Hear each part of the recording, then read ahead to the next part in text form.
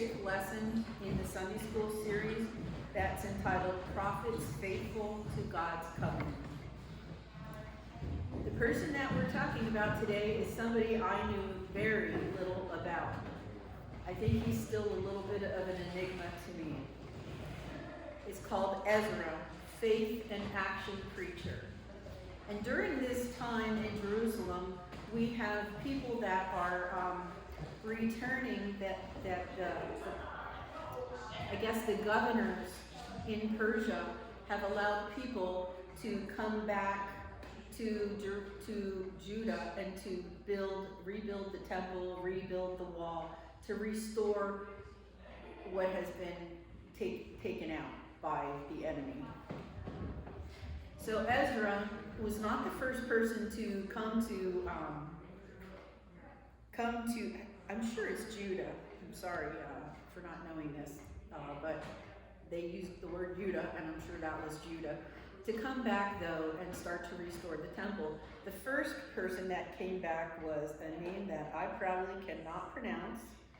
I do think they did call him Zerubbabel, though, in a different language.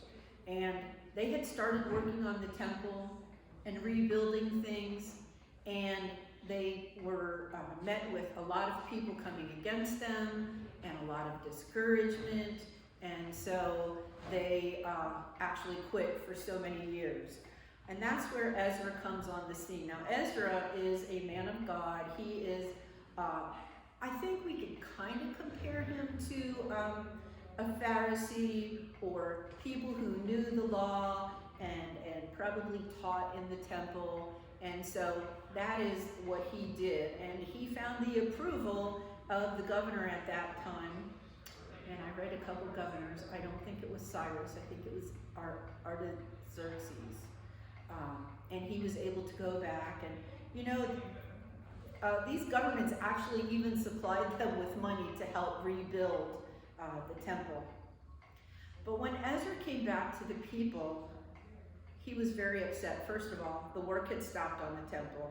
And I guess he was looking for what's going on with the people, that we are not getting anywhere. So when he came back, he found out that the first wave of exiles that had gone on maybe 20 years before did something that God has always asked the people not to do. But they've done it anyway, but he's always asked them to not marry foreign wives, to not let that person get into their bloodline. And, you know, I really didn't always understand why. But I spoke with somebody yesterday that just brought a little bit of light to it. And I, you know, women, I think there's only 3 of us here, but it seems like when they marry foreign wives, the children kind of pull away from the Jewish traditions and from the Jewish faith.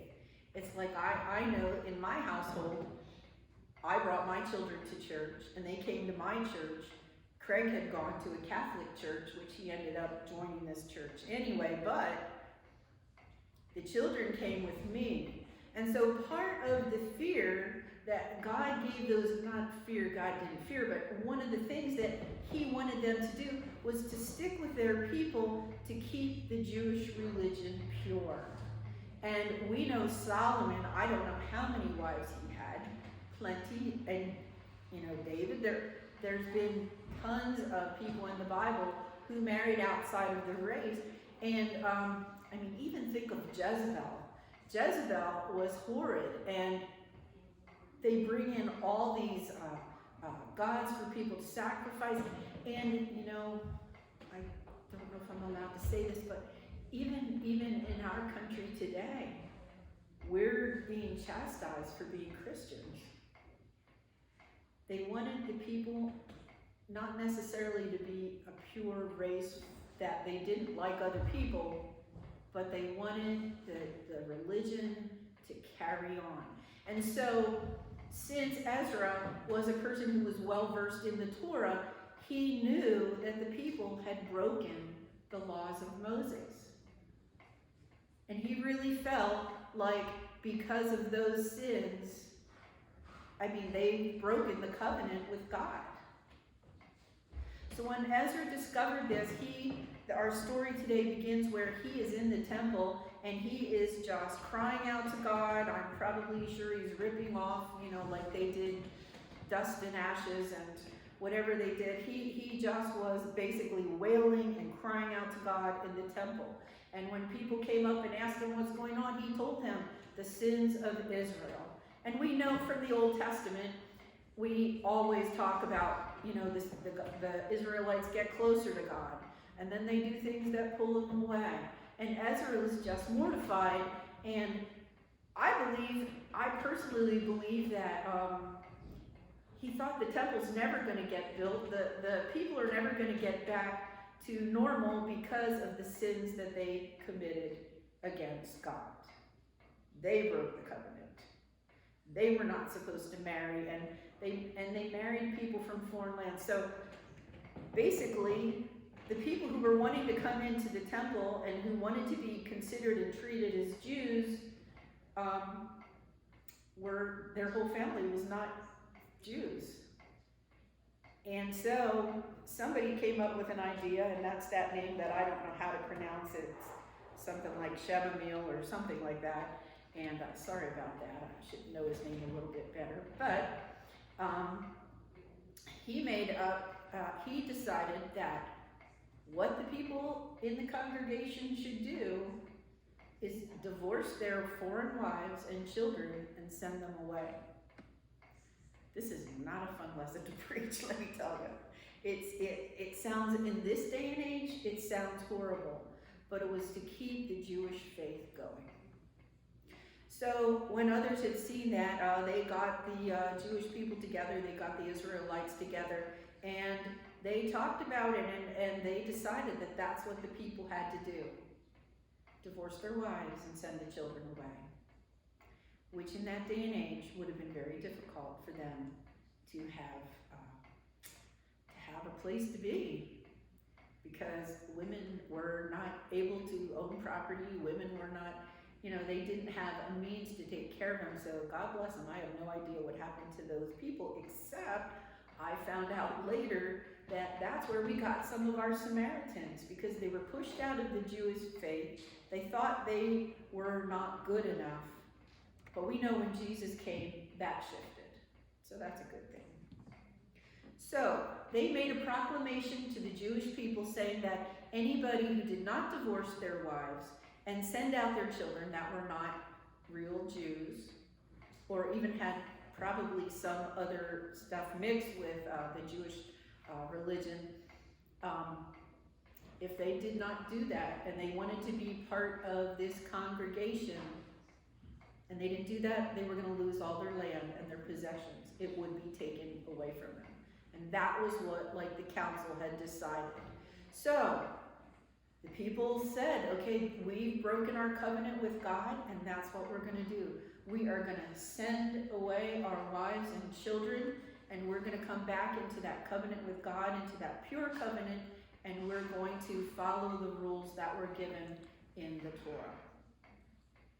So they all met together as a congregation, and they were all weeping, and Ezra was fasting and praying and for days, and the whole congregation met together. And it said that, and it's really strange on a rainy day like this, between the people being so afraid of what they had done against God and of this pouring rain, because they're out in the open confessing before God, the people were trembling. So they were trembling from the cold rain, and they were also trembling because they were afraid of what they had committed against God. But this renewed the covenant of Israel with God. Now, I did not see in this lesson anywhere where God actually told them to do this. I think that it was kind of done by, well, what do we do in a case like this? And they tried to do the best that they could. However, this renewed the covenant, and what it did was start the process of continuing to rebuild the temple. And next week is the lesson about Nehemiah. And Nehemiah is the one who comes in and does a lot of the work, and that'll be Justin. But Ezra is kind of like the turning point of people were building and had stopped, and he came in, and I mean, even in Nehemiah, I don't know if that's part of Justin's lesson or not, and I know he's been researching a lot, but when the people found out what had happened, they turned their hearts back to God. And so that was a good thing. And I also read, believe it or not, on Wiki about Ezra, and it was kind of neat, like a summary of what Ezra had done, is that he was turning the people spiritually and physically back to God. And so what happened was the country, that territory, also turned back to God. And I think for us as people, we have times that we drift away, and I'm not saying go out and Terry, you got to keep Bonnie, you can't divorce her just because of this lesson, because she'll probably kick you anyway. But anyway, it's a good thing for us to see that sometimes we need spiritual renewal, and that's what they needed at this time. They needed to renew and turn themselves back to God. This is springtime. We just had Easter. We went through Lent. I think that, our hearts sometimes are like closets that we need to clean out. And there's things that really separate us from God. So spiritual renewal, if you look at this lesson as that, is really a good thing. It's a good thing to take stock of what we have, what is helping us, what is hurting us. And because of what they did in our lesson today, Israel turned back to God, and they were able to move on with the plans of rebuilding the temple. So turn your heart to God, and let him continue to build the temple, rebuild the temple of your heart. Thank you.